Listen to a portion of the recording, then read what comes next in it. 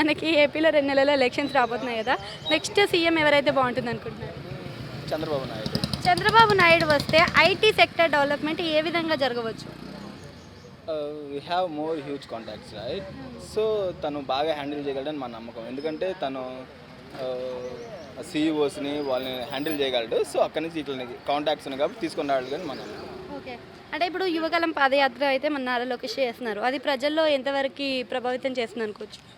స్టార్టింగ్లో తను పప్పు అన్నారు. ఇప్పుడు కొంచెం తన రేంజ్ మారింది కదా లాస్ట్ టైం యోగాలం. సో ఈసారి ఏదన్నా పాదయాత్ర చేస్తే తను అప్కమింగ్ యంగ్ లీడర్గా ఎదిగే అవకాశం ఉంది, ఎదుగుతున్నాడు కూడా. They have more in progress. Okay, అంతేకాకుండా ఇప్పుడు మరి ఉద్యోగ అవకాశాలని తెచ్చి చూపిస్తాను అని చెప్పేసి హామీలు ఇస్తున్నాడు, మరి తేగలుగుతాడా?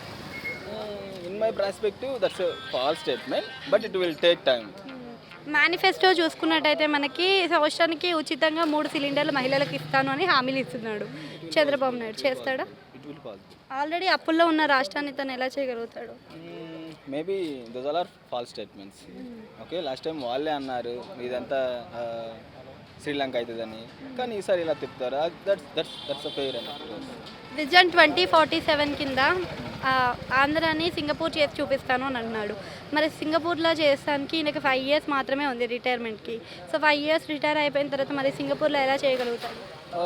మీరే అన్నారు అన్నట్టు మిషన్ 47 అని. It will take time. 47 తర్వాత అది అవుతుంది, అవ్వచ్చు. కానీ సింగపూర్ అనేది చిన్నది అన్నట్టు, మన ఏపీ అనేది చాలా పెద్దది. అవన్నీ విస్తరించామనుకో ఏం కనపడదు. సింగపూర్లో చిన్నవి కాబట్టి అన్నీ అక్కడక్కడే ఉంటే మనకు కనపడుద్ది సింగపూర్ ఇంత పెద్ద సిటీ అని.